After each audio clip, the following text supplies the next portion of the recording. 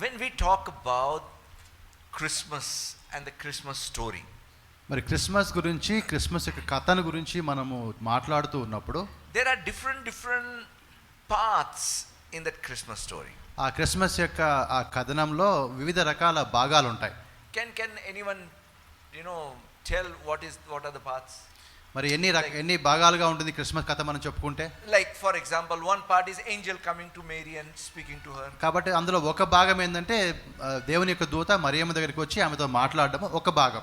Then angel speaking to Joseph is another part. అదే విధంగా దేవుని యొక్క దూతలు యోసేపుతో మాట్లాడడం ఒక భాగం. Then what else? ఇంకా ఏముంది?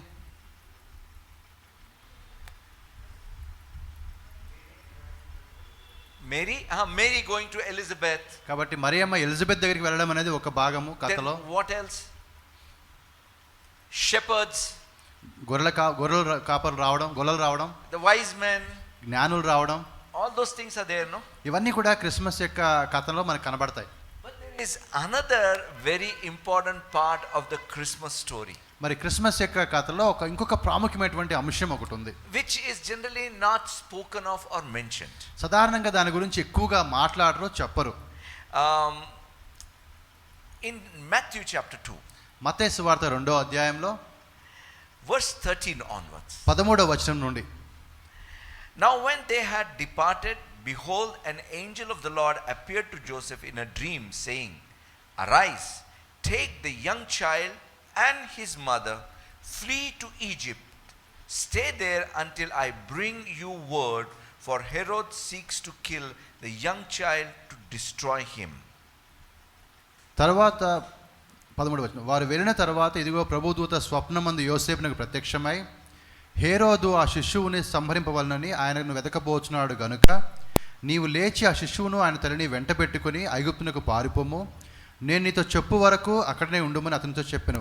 అప్పుడు అతడు లేచి రాత్రి వేళ శిశువును తల్లిని తోడుకొని ఐగుప్తునకు వెళ్ళి, ఐగుప్తులోని నా కుమారుని పిలిచిందని తన ప్రవక్త ద్వారా ప్రభు సెలవిచ్చిన మాట నెరవేర్చు వరకు హేరోదు మరణం వరకు అక్కడ ఉండెను.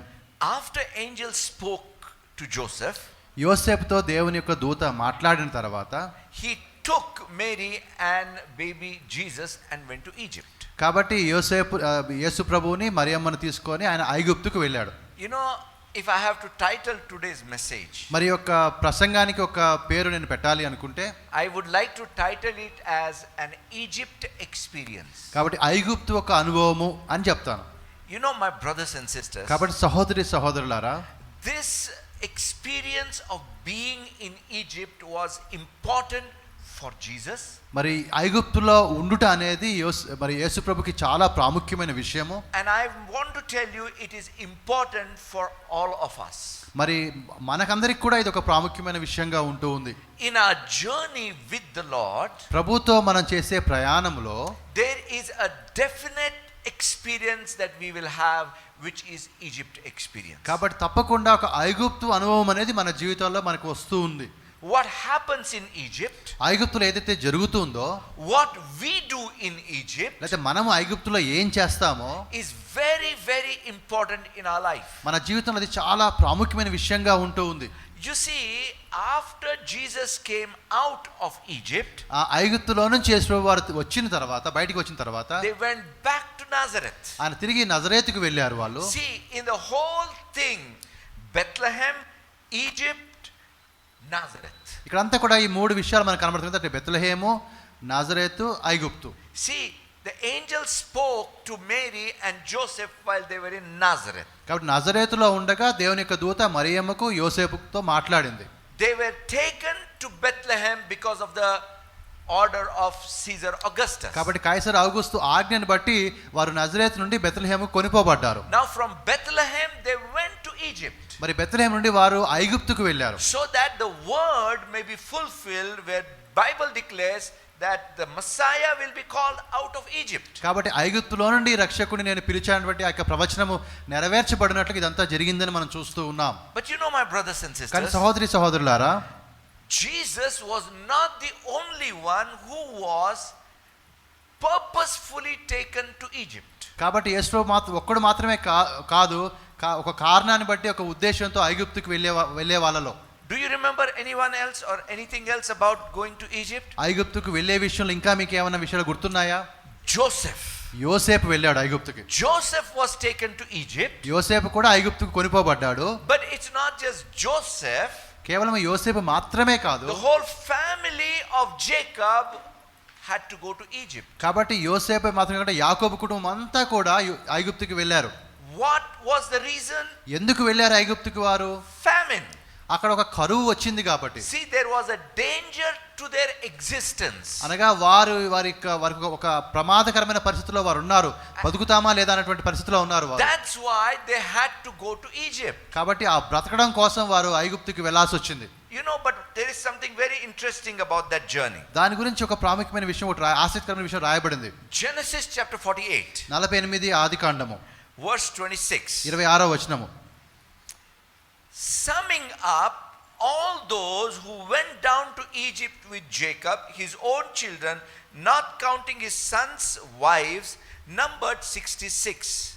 Counting in 2 sons born to Joseph in Egypt, members of Jacob's family who ended up in Egypt, numbered 70. Verse 26. 27. Then what did I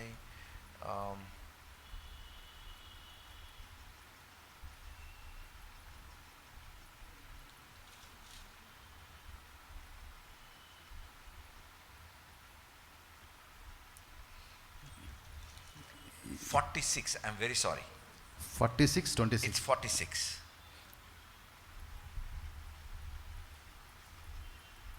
ఆదికాండం 46లో 26వ వచనము. యాకోబు కోడళ్లను వినాయించి అతని గర్భవాసన పుట్టిన యాకోబుతో ఐగుప్తునికి వచ్చిన వారు 66. ఐగుప్తులో అతనికి పుట్టిన యోసేపు కుమారులు 2. ఐగుప్తునకు వచ్చిన యాకోబు కుటుంబ వారందరూ 70 మంది. Now the promise that God had given to Abraham was twofold. కాబట్టి దేవుడు అబ్రహాముకి ఇచ్చినటువంటి వాగ్దానము 2 విధాలుగా ఉంది. Number 1, మొట్టమొదటిగా the land. దేవుడు నేను భూమిని ఇస్తానని చెప్పాడు. Huge land. చాలా భూమిని ఇస్తానని చెప్పాడు. Which could be seen. దాన్ని ఆయన చూడగలుగుతాడు కళ్ళతో. The second part of the promise was, ఆ వాగ్దానంలో రెండవ భాగం ఏంటంటే, what was it? రెండవది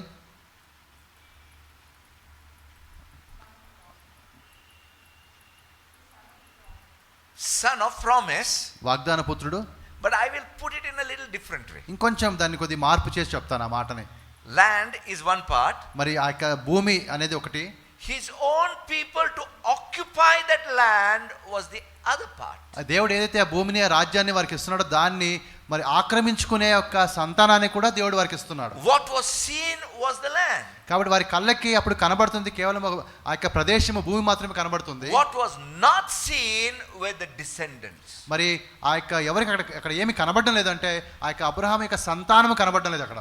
You know, in Exodus chapter 12. మరి నిర్గమకాండం 12వ అధ్యాయంలోకి మనం వెళ్తే verse 37. 37వ వచనంలో మనం చూస్తే Bible tells that the children of Israel journeyed from Ramses to Succoth, about 600,000 men on foot beside children. నిర్గమకాండము 12వ అధ్యాయము 33వ వచనం మనం 37వ వచనం మనం చూస్తున్నాం. అప్పుడు ఇశ్రాయేలులు రామాసేను నుండి సుక్కోతుకు ప్రయాణమైపోయి వారు పిల్లలు కాక కాల్బలము 6 లక్షల వీరులు. So what did this Egypt experience cause to the children of Israel? కాబట్టి ఆ అనుభవం, ఐగుప్తు యొక్క అనుభవం అనేది మరి ఇశ్రాయేలులకు ఏ విధంగా ఉపయోగపడింది? ఏం జరిగింది ఐగుప్తులో వారు ఉండగా? Increase. వారు అభివృద్ధి చెందారు, వారి సంఖ్య పెరిగింది. It looked as if they were not doing anything. చూడడానికి మాత్రం అసలు వారు అక్కడ ఏమీ చేయడం లేదు అన్నట్టుగా కనబడుతుంది. Or rather, let me put it this way, they were not doing anything fruitful. లేదా ఆ విధంగా ఆ ఫలించే విధంగా వారు ఏమీ చేయడం లేదని కనబడుతుంది అక్కడ మనకి. They were only slaves. అక్కడ ఎందుకంటే వాళ్ళు బానిసలుగా ఉన్నారు. They were working for the Egyptians. వారు ఐగుప్తీయుల కోసం వారు పని చేస్తూ ఉన్నారు. And it looked as if their life is going to get finished over there as slaves. కాబట్టి బానిసలుగానే వారి జీవితం అక్కడ గతించిపోతుంది, అంతమైపోతుంది అన్నట్టుగా కనబడుతూ ఉంది. You know, for people looking from outside, కాబట్టి బయట నుంచి చూసే ప్రజలకు ఎలా ఉందంటే this would look like a setback. ఇది ఒక వారికి ఒక విధంగా ఒక ఓటమిలాగా, వారు వెనుకంజ వేయడానికి ఒక కారణంలాగా కనబడుతుంది. But what the Egypt experience was doing was causing growth in them. కానీ ఆ ఐగుప్తు యొక్క అనుభవం ఏ విధంగా పనిచేస్తుందంటే వారు అభివృద్ధి చెందడానికి వారి సంఖ్య ఎదగడానికి అది సహాయపడుతూ ఉంది. See, not only that, అంత మాత్రమే కాదు, one of the end result of the Egypt experience ఆ యొక్క was ఐగుప్తు అనుభవం యొక్క చివరికి వచ్చినట్టు మనం చూస్తే that what was threatening their life was taken away. ఏదైతే వారిని ఆ భయాందోళనకు గురి చేసిందో అది వారి నుంచి తీసివేయబడింది. Oh my brothers and sisters, కాబట్టి సహోదరి సహోదరులారా, I want you to realize this truth about our lives. మన యొక్క జీవితాన్ని గురించిన ఈ సత్యాన్ని మీరు గుర్తుంచుకోవాలని కోరుతూ ఉన్నాను. There comes a time in the midst of the famine that God will take us through the Egypt experience. కాబట్టి ఆ విధంగా కరువు వచ్చినప్పుడు ఆ సమయం గుండా మనం వెళ్తున్నప్పుడు దేవుడు ఆ ఐగుప్తు అనుభవం గుండా నిన్ను నడిపిస్తాడు. You know what happens sometimes when we are going through that Egypt experience? ఆ ఐగుప్తు అనుభవం గుండా వెళ్తున్నప్పుడు ఏం జరుగుతుందో తెలుసా మీకు? Focus turns away from God to survival. కాబట్టి మన యొక్క దృష్టి దేవుని నుంచి మరలిపోయి ఏదో విధంగా బతికేయాలన్నటువంటి దాని మీదకి వెళ్ళిపోతుంది. But if you put your focus upon God, కానీ ఎప్పుడైతే నువ్వు దేవుని మీద నీ దృష్టిని పెడతావో, the Egypt experience will not be a painful experience, but that experience also will be a joyful experience. కాబట్టి ఆ ఐగుప్తు అనుభవం అనేది అప్పుడు నీకు అదొక బాధకరమైన అనుభవంగా ఉండదు, కానీ ఆ అనుభవం అనేది నీకు సంతోషకరంగా ఉంటుంది. But that experience is important. కానీ ఆ అనుభవం అనేది చాలా ప్రాముఖ్యమైన విషయం. That's where we are put under pressure. అక్కడ మన మీద చాలా ఒత్తిడి కలిగిస్తూ ఉంటుంది. You know, under pressure we grow. ఆ యొక్క ఒత్తిడిలో మనం ఎదుగుతూ ఉన్నాము. Under pressure we are refined. ఆ యొక్క ఒత్తిడిలో మనం మార్చబడుతూ ఉన్నాము. Under pressure we get better. మరి ఆ యొక్క ఒత్తిడిలో మనం ఇంకా బాగా తయారవుతూ ఉన్నాము. Better for what? ఎందుకోసం ఇంకా బాగా తయారవుతున్నాము? Better to occupy the land which God has prepared. ఆ విధంగా ఎందుకు జరుగుతుందంటే దేవుడు మన కోసం సిద్ధపరిచిన యొక్క స్థలాన్ని మనము స్వీకరించడం కోసము. Can you imagine what would happen to Abraham's descendants without Egypt experience? ఒకవేళ ఈ ఐగుప్తు అనుభవం గుండా అబ్రహాము యొక్క సంతానం వెళ్ళకపోతే వారికి ఏమి జరిగేదో మనకు అర్థమవుతుందా? They might have got scattered everywhere. వారు అనేక ప్రాంతాలకు వారు చెదిరిపోయి ఉండేవారు. You know, not only that, అంత మాత్రమే కాదు, they could have been subdued by the enemy that was around. వారి చుట్టూ ఉండే శత్రువులు వారిని తమ ఆధీనంలో ఉంచుకొని వారిని లోపరుచుకుని ఉండేవారు. Imagine just 70 people. వారు 70 మంది మాత్రమే. Huge land to occupy. చుట్టూ ఉండే స్థలం చాలా పెద్దదిగా ఉంటూ ఉంది.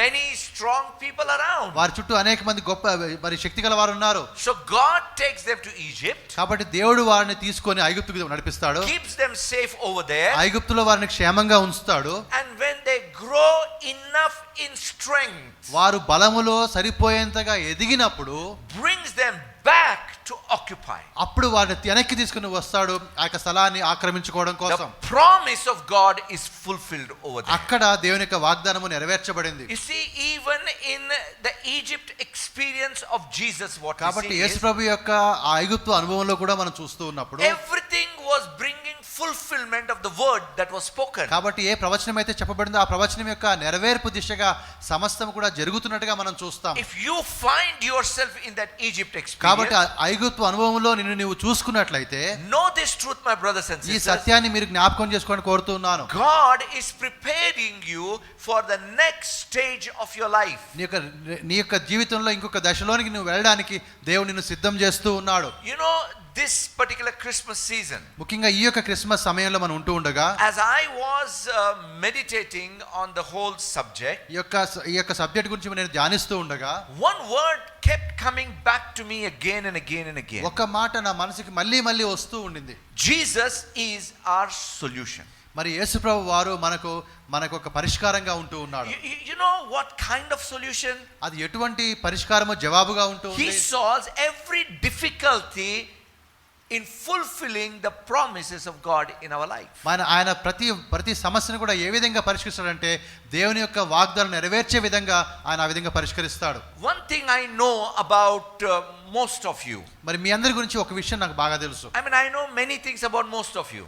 మీ అందరి గురించి చాలా విషయాలు నాకు తెలుసు. So I'm not just trying to act spiritual and prophesy over you. కాబట్టి ఏదో నేను ఆత్మీయంగా ఊహించుకొని ఏదో ప్రవచనం చెప్పాలని కాదు, కానీ I know it.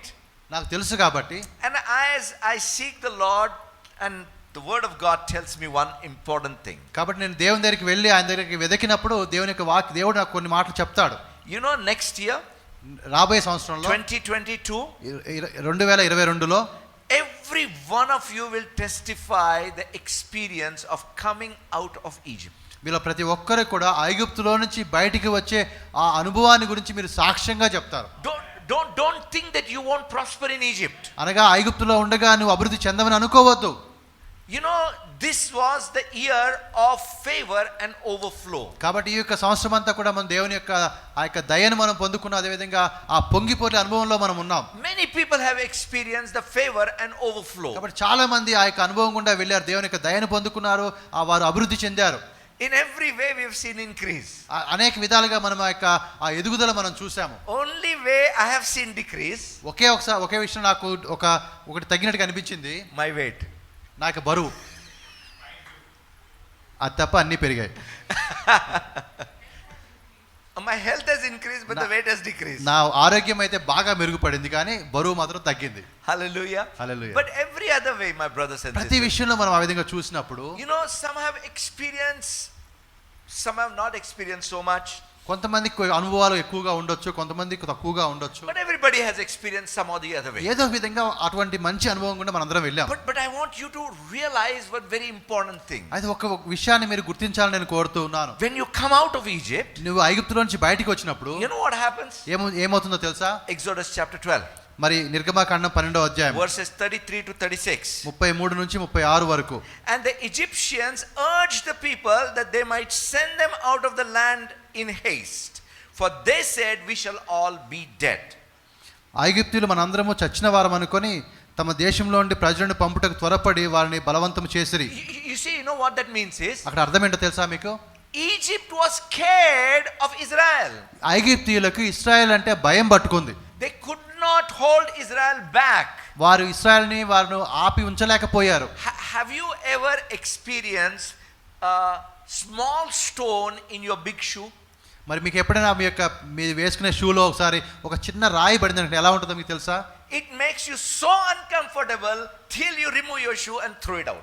కాబట్టి మీ ఆ పెద్ద షూ మీకు ఉన్నా కూడా ఆ రాయి మీకు ఎంత ఇబ్బందికరంగా ఉంటుందంటే ఆ రాయి తీసేంత వరకు మీకు నెమ్మది ఉండదు. You know, that may not be a very positive example. మరి అది ఒక విధంగా అంటే ఒక పాజిటివ్ ఉదాహరణ కాకపోవచ్చు. But that's exactly what Israel had become to Egypt. కాబట్టి అదే విధంగా ఐగుప్తీయులకు ఇశ్రాయేల్ ఆ రోజున తయారయ్యారు. Their whole life had become uncomfortable. వారికి ఎంత ఇబ్బందికరంగా మారిపోయారంటే ఇశ్రాయేల్ అంత ఇబ్బందికరంగా మారిపోయారు. I'll tell you one more interesting thing. ఇంకొక ఆసక్తికరమైన విషయం నేను మీకు చెప్తాను. You know, I had shared this with you before also. ఇంతకు ముందు కూడా ఈ మాటలు నేను చెప్పాను. What is being born again?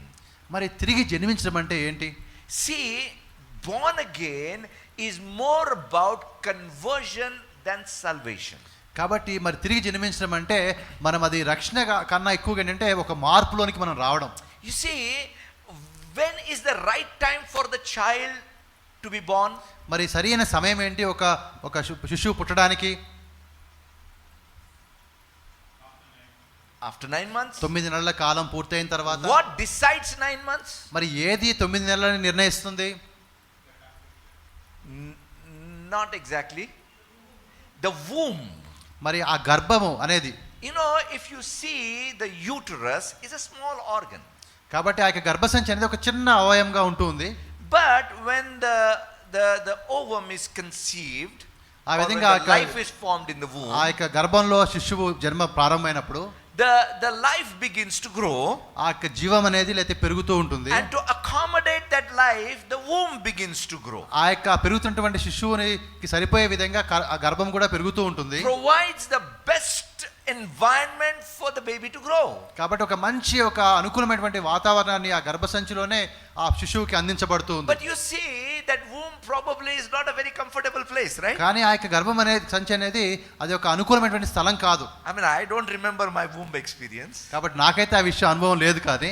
But it looks like not very comfortable thing. కాబట్టి ఆ లోపల ఆ విధంగా ఉండడం అనేది అంత అనుకూలంగా ఉన్నట్టుగా అనిపించదు. But then you know what happens is, అప్పుడు తర్వాత జరిగిన విషయం ఏంటంటే baby keeps growing. ఆ శిశువు ఎదుగుతూ ఉన్నారు. The womb keeps growing. గర్భం కూడా పెరుగుతూ ఉంది. And there comes a moment, ఒక క్షణం వస్తుంది, when the womb cannot grow anymore. ఆ గర్భసంచి అనేది ఇంకా పెరగడం అనేది కష్టమైపోతుంది. ఇంకా The womb gets stretched. అప్పుడు ఆ విధంగా గర్భసంచి ఇంకా విశాలంగా మారుతూ ఉంటుంది. And the woman begins begins to feel uncomfortable. అప్పుడు ఆ స్త్రీకి ఒక విధమైనటువంటి ఇబ్బందికరంగా అనిపిస్తూ ఉంది. Pain begins. అప్పుడు ఒక నొప్పి ఆమెకు రావడం I మొదలవుతుంది. have seen women in labor pain but never experienced one. కాబట్టి ఆ విధంగా ఆ పురిటి నొప్పులు ఉన్నటువంటి స్త్రీని నేను చూశాను, కానీ ఆ అనుభవం అయితే నాకు లేదు. You know, but you know what happens then? కాబట్టి అప్పుడు జరిగిన విషయం ఏంటంటే, The child is literally pushed out by the womb. కాబట్టి ఆ గర్భం అనేది సంచి ఏం చేస్తుందంటే ఆ శిశువుని బలవంతంగా బయటికి నెట్టివేస్తుంది. For a new experience. ఒక నూతన అనుభవంలోనికి. To see something which the child could never see growing there in the womb. ఆ గర్భ సంచిలో ఉండి ఎదుగుతున్న శిశువు చూడని విషయాన్ని చూడడం కోసము ఆ బయటికి నెట్టివేయబడతాడు. Now don't you realize that Egypt experience is also something like that? కాబట్టి ఐగుప్తు అనుభవం కూడా అటువంటిదే అని మీకు అర్థమవుతుందా? You are pushed out for the new experience. ఒక నూతన అనుభవం కోసం మనము ఆ విధంగా బయటికి నెట్టివేయబడ్డాం. Probably I should be speaking this message on 31st. కాబట్టి నేను ఆ డిసెంబర్ 31వ తారీఖున ఈ ప్రసంగం చేయాల్సి ఉండింది. But I believe that this is the time. కానీ నేను నా నమ్మకం ఏంటంటే ఇదే సమయం అనిపించింది నాకు. And now what happens there is, అక్కడ జరిగే విషయం ఏంటంటే, they are now ready to push Israel out. కాబట్టి వారు ఇశ్రాయేలుని బయటికి పంపడానికి వారు సిద్ధంగా ఉన్నారు. Verse 34. 34వ వచనం మనం So చూస్తున్నాము. the people took their dove before it was leavened, having their kneading bowls bound up in their clothes on their shoulders. Now the children of Israel had done according to the word of Moses. They had asked from Egyptians articles of silver, articles of gold and clothing, and the Lord had given people favor in the sight of Egyptians, so they granted them what they requested. Thus they plundered Egyptians. నిర్గమకాండము 12:34 నుంచి మనం చూస్తున్నాం. కాబట్టి ప్రజలు తమ పిండి ముద్దను తీసుకొని అది పులియక మునిపే పిండి పిసుకు తొట్లలో దాన్ని మూట కట్టుకొని తమ భుజముల మీద పెట్టుకొని పోయిరి. ఇశ్రాయేలులు మోషే మాట చొప్పున చేసి ఐగుప్తీయుల యొద్ద వెండి నగలు బంగారు నగలను వస్త్రం అడిగి తీసుకొనిరి. యెహోవా ప్రజల ఎడల ఐగుప్తీయులు కటాక్షం కలుగజేసిన గనుక వారు వారికి కావాల్సిన వాటిని ఇచ్చిరి. అట్లు వారు ఐగుప్తీయులను దోచుకొనిరి. You see, did they actually rob Egyptians? చూడండి, అక్కడ వారు ఆ విధంగా ఐగుప్తీయులను దోచుకుంటున్నారా? Or they recovered 400 years of wages in one day? లేకపోతే 400 సంవత్సరాల నుంచి వారు పడిన ప్రయాసానికి రావాల్సిన వేతనాన్ని ఆ ఒక్క రోజులో వారు సంపాదించుకుంటున్నారా? I believe they did recover that 400 years of wages in one day. కాబట్టి ఒక్క రోజులోనే 400 సంవత్సరాల వారికి రావాల్సిన వేతనాన్ని, జీతాన్ని వారు పొందుకున్నారు. Why didn't they get it until then? అంతవరకు ఎందుకు అది వారికి రాలేదు? Because the time had not come to come out. కాబట్టి ఆ విధంగా ఐగుప్తులో నుంచి బయటికి రావడానికి సమయం ఇంకా రాలేదు. కాబట్టి that would be required for the purpose that is beyond. కాబట్టి దాని తర్వాత ఉండే కాలానికి అది అవసరం. కాబట్టి you see my brothers and sisters, కాబట్టి సహోదరి సహోదరులారా, Egypt experience is not something to push you down. కాబట్టి ఐగుప్తు అనుభవం అనేది నిన్ను క్రిందికి నెట్టివేయడం కోసం కాదు. Egypt experience is something which could cause every kind of growth inside of you. కాబట్టి నీ లోపల ప్రతి విధమైనటువంటి విధంగా నువ్వు ఎదిగే విధంగా ఐగుప్తు అనుభవం అనేది నీకు ఉపయోగపడుతుంది. But growth is not our goal. కాబట్టి ఆ విధంగా ఎదగడం అనేది మన యొక్క గురి కాదు.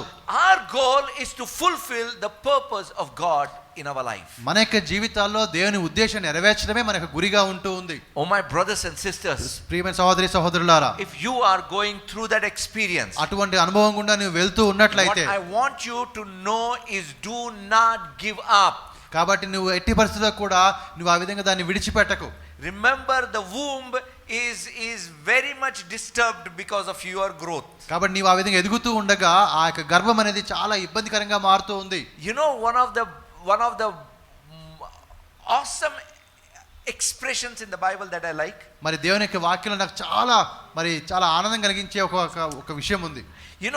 when Peter described about the resurrection of Jesus, మరి యేసు ప్రభు యొక్క పునరుద్ధానాన్ని గురించి పేతురు ఆయన వివరించినప్పుడు, he said it was not possible for the grave to hold him. అనగా ఆయన్ని పట్టి ఉంచడం అనేది సమాధికి సాధ్యం కాలేదని చెప్తాడు. When the grave was so uncomfortable with the presence of God that it had to break open. కాబట్టి ఆ యొక్క సమాధికి యేసు ప్రభుని కలిగి ఉండడం అనేది చాలా ఇబ్బందికరంగా మారినప్పుడు ఆ సమాధే పగిలిపోయింది. Hallelujah. Hallelujah.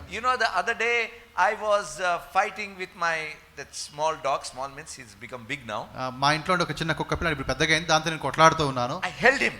గట్టిగా పట్టుకున్నాను. And he was wriggling so strongly. కాబట్టి గట్టిగా నన్ను నా దగ్గర నుంచి నా చేతిలో తప్పించుకోవాలని ప్రయత్నం చేస్తూ That ఉన్నాడు. day I realized what it means by the grave could not hold Jesus. కాబట్టి అప్పుడు నాకు అర్థమైంది ఆ విధంగా సమాధి యేసుప్రభుని పట్టుకొని ఉంచడం అంటే ఏంటో అర్థమైంది. Hallelujah.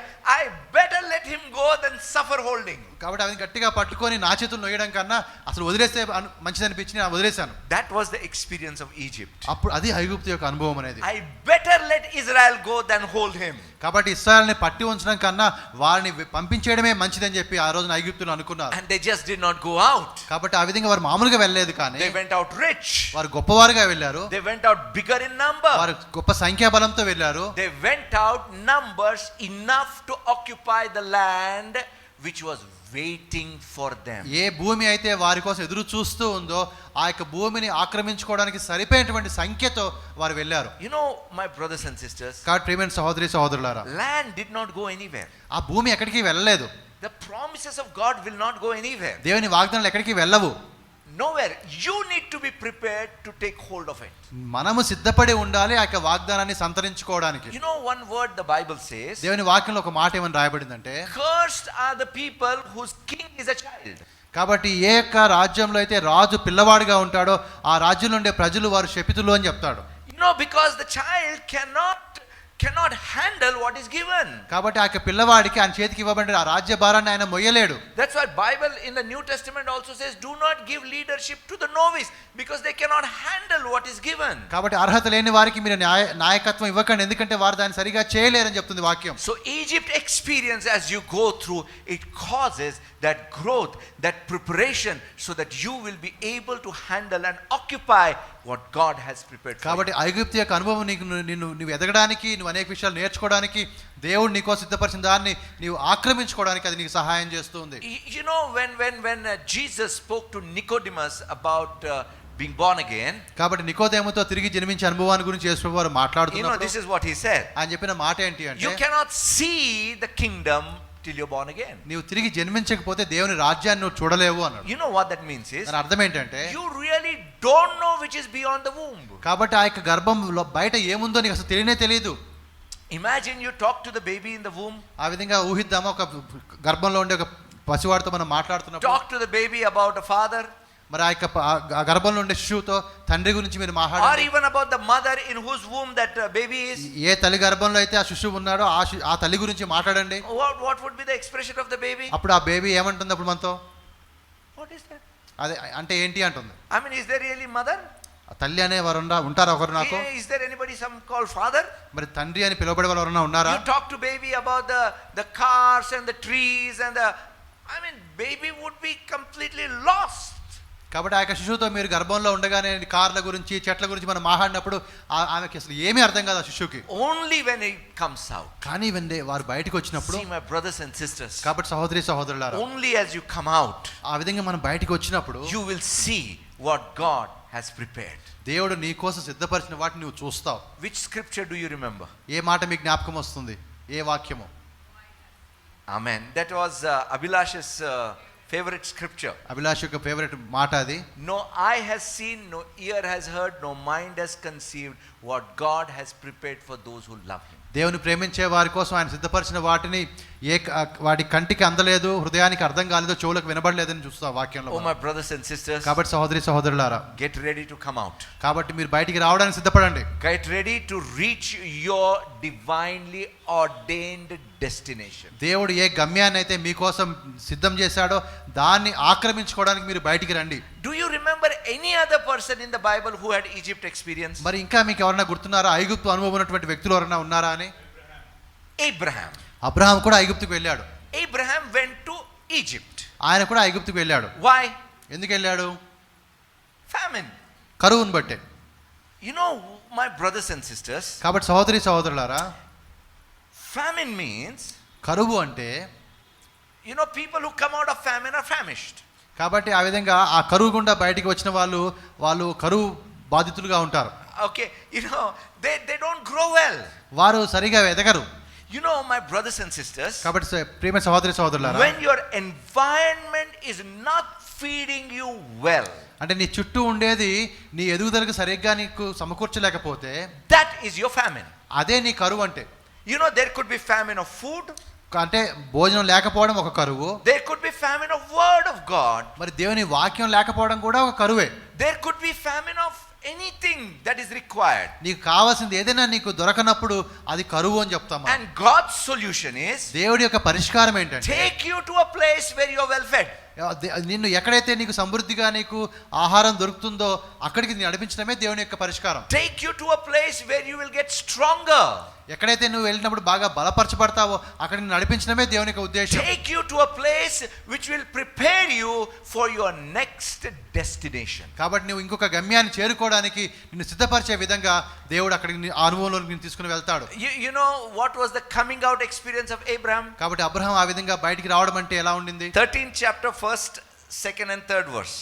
ఆదికాండం 13వ అధ్యాయము 1, 2, 3 Very వచనాలు. interesting this is. ఇక్కడ రాయబడిన మాటలు మనం చూద్దాం. Then Abraham went up from Egypt, he and his wife and all that he had, and Lot with him to south. Abraham was very rich in livestock, in silver and in gold. అబ్రాహాము తన కలిగిన సమస్తమును తన భార్యను తనతో కూడా ఉన్న లోతును వెంటబెట్టుకొని ఐగుప్తులో నుండి నెగేబునకు వెళ్ళెను. అబ్రాహాము వెండి బంగారము పశువులు కలిగి బహు ధనవంతుడై ఉండెను. Now the next part which I'm going to read, తర్వాత పాట నేను చదువుతాను ఇప్పుడు. I'm sure it is going to minister to somebody. అది తప్పకుండా ఎవరికో ఒకరికి దేవుడి వాక్యం అది అందు. And he went on his journey from south as far as Bethel, to the place where his tent had been at the beginning, between Bethel and Ai. అతడు ప్రయాణము చేయుచు దక్షిణము నుండి బేతేలు వరకు, అనగా బేతేలుకు హాయికి మధ్య తన గుడారము మొదట ఉండిన స్థలమునకు వెళ్ళి. You know, my brothers and sisters, ప్రియమైన సహోదరి సహోదరులారా, you know, coming out of Egypt experience, ఐగుప్తు అనుభవంలోంచి బయటికి రావడం అంటే, it takes you where God wants you to be. నీవు ఎక్కడ ఉండాలని దేవుడు కోరుతున్నాడో అక్కడికి నిన్ను తీసుకుని వెళ్తాడు. And you know what Abraham did over there? అక్కడ అబ్రహాం చేసిన పని ఏంటో తెలుసా మీకు? He had made an altar before God అక్కడ దేవుని కొరకు ఒక బలిపీఠాన్ని కట్టాడు previously, before going. అక్కడికి వెళ్ళక ముందు. And he called on the name of the Lord over there. ఆయన ఆ విధంగా యెహోవా నామమున ప్రార్థన చేశాడు. He went back to the place. ఆ స్థలానికి మళ్ళీ వెళ్ళాడు. Egypt forced him to go back to the place. మరి ఐగుప్తు అనుభవం అనేది తిరిగి ఆయన్ని బలవంతం చేసి వెనక్కి వెళ్ళడం కోసం. Even in the life of Israel, ఇశ్రాయేలు యొక్క జీవితంలో కూడా, from where they started out of Egypt, they came back to that place. కాబట్టి ఎక్కడి నుంచి అయితే వారు బయలుదేరారో అక్కడ తిరిగి అక్కడికే వాళ్ళు చేరుకున్నారు. From Nazareth to Egypt, to Bethlehem to Egypt, back to Nazareth was the journey of even our Lord Jesus Christ. కాబట్టి యేసు వారు కూడా బెత్లెహేం నుంచి ఐగుప్తుకి వెళ్ళి ఐగుప్తు నుంచి మళ్ళీ నాజరేతుకి తిరిగి వచ్చారు. He was born in Bethlehem but had to be called a Nazarite. కాబట్టి ఆయన బెత్లెహేంలో కూడా పుట్టినా కూడా ఆయన నజరేయుడు అనబడ్డాడు. కాబట్టి My brothers and sisters, కాబట్టి సహోదరి సహోదరులారా, you and me must know this very important thing. ఇది చాలా ప్రాముఖ్యమైన విషయం.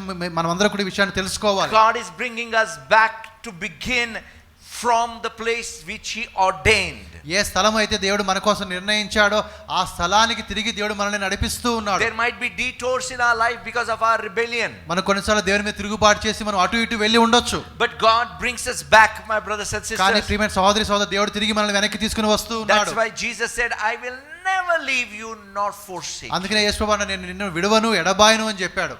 My brothers and sisters, సహోదరి సహోదరులారా, when we talk about the Christmas story, కాబట్టి క్రిస్మస్ స్టోరీ మనం చదువుతూ ఉండగా we have to talk about the Egypt experience ఆ క్రిస్మస్ also. కథలో మనం ఐగుప్తు అనుభవాన్ని కూడా మనం మాట్లాడాలి. You know, I just want to read about coming out of Egypt by Jesus. మరి యేసు ప్రభువు ఆ విధంగా ఐగుప్తులోంచి బయటికి రావడం అనేటువంటి ఆ విషయాన్ని చదువుతాను. Matthew chapter 2, మత్తయి సువార్త 2వ అధ్యాయం verse 19 onwards. 19 నుండి మనం చూస్తున్నాం. Now Herod was dead. Behold, an angel of the Lord appeared in a dream to Joseph in Egypt, saying, Arise, take the young child and his mother, and go to the land of Israel, for those who sought the young child's life are dead. Then he arose, took the young child and his mother, and came into the land of Israel. హేరోదు చనిపోయిన తర్వాత ఇదిగో ప్రభుదూత ఐగుప్తులో యోసేపునకు స్వప్నమందు ప్రత్యక్షమై, నీవు లేచి శిశువును తనని తోడుకొని ఇశ్రాయేలు దేశమునకు వెళ్ళుము. శిశువు ప్రాణము తీయజూచుండిన వారు చనిపోయారని చెప్పెను. అప్పుడు అతడు లేచి శిశువును తనని తోడుకొని ఇశ్రాయేలు దేశమునకు వచ్చెను. God made sure that all the dangers are taken away. కాబట్టి దేవుడు ప్రతి ప్రమాదాన్ని కూడా అక్కడ తీసివేసినట్టుగా మనం చూస్తూ ఉన్నాం. You know, my brothers and sisters, సహోదరి సహోదరులారా, what is the greatest danger for growth? మరి ఆ విధంగా ఎదగడానికి ఒక అత్యంత ప్రమాదకరమైన విషయం ఏంటి? You know, the danger for any growth is the worm inside. కాబట్టి ఒక ప్రమాదం, ఒక మనం ఎదగకుండా మనం ఆపే ప్రమాదానికి కారణం ఏంటంటే ఒక ఏంటంటే పురుగు లోపల ఉంటుంది. Has any one of you ever seen an apple with a worm, eaten by worm from inside? లేకపోతే మీకు ఎప్పుడైనా ఎవరైనా ఒక యాపిల్ కాయను పండును చూసారా మీరు? లోపల పురుగు తినేసి ఉంటుంది సగం. Everything outside looks nice. చూడడానికి బయట అంతా చాలా బాగుంటది. But inside it's empty. కానీ లోపలంతా కూడా అది డొల్లగా ఉంటుంది. లోపల ఏమీ ఉండదు. You know, my brothers and sisters, కాబట్టి సహోదరి సహోదరులారా, we don't want this empty growth. కాబట్టి అటువంటి ఖాళీ ఎదుగుదల మనకు వద్దు. We want a growth which is from inside.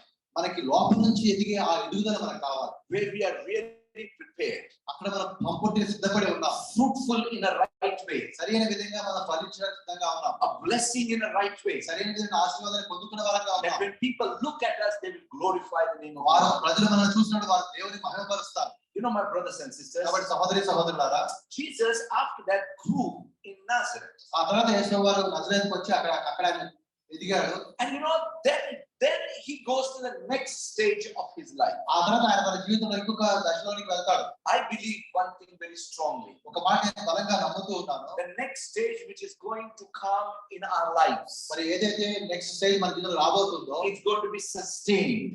ఆ దశ అనేది కొంతకాలం ఆ విధంగా స్థిరంగా ఉంటుంది. It's going to go for quite some time. అది చాలా కాలం నిలిచి ఉండే ఆ యొక్క దశగా ఉంటుంది. Until the Lord decides to lift to the next phase. మరి దేవుడే వచ్చి లేదు ఈ దశ నుంచి ఇంకొక దశలోకి పోవాలని చెప్పేంత వరకు ఈ దశ కొనసాగుతూ ఉంటుంది. Therefore, get ready, my brothers and sisters. కాబట్టి ప్రియమైన సహోదర సహోదరులు, మీరు సిద్ధంగా ఉండండి. God is at work in our lives. ఆ జీవితంలో దేవుడు పని చేస్తూ ఉన్నాడు, preparing us for something awesome. కాబట్టి గొప్ప వాటి కోసం దేవుడు మనల్ని సిద్ధం చేస్తూ ఉన్నాడు. A new experience. ఒక కొత్త అనుభవం కోసం. Something which your eyes have not seen, ears have not heard, not your mind has imagined what it could be. కాబట్టి మీ కళ్ళు దాన్ని చూడలేదు, మీ చెవులు దాన్ని వినలేదు, మీ హృదయానికి అర్థం కాదు అది ఏ విధంగా ఉంటుందో మీకు అసలు తెలియదు. Any other scripture you remember in this connection? ఈ విధంగా మాట్లాడుతూ ఇంకేదైనా వాక్యం మీకు జ్ఞాపకం వస్తుందా? Anybody who remembers, I'll ask my wife to give one chocolate, one Cadbury. ఒక క్యాడ్బరీ చాక్లెట్ చెప్తే What I told.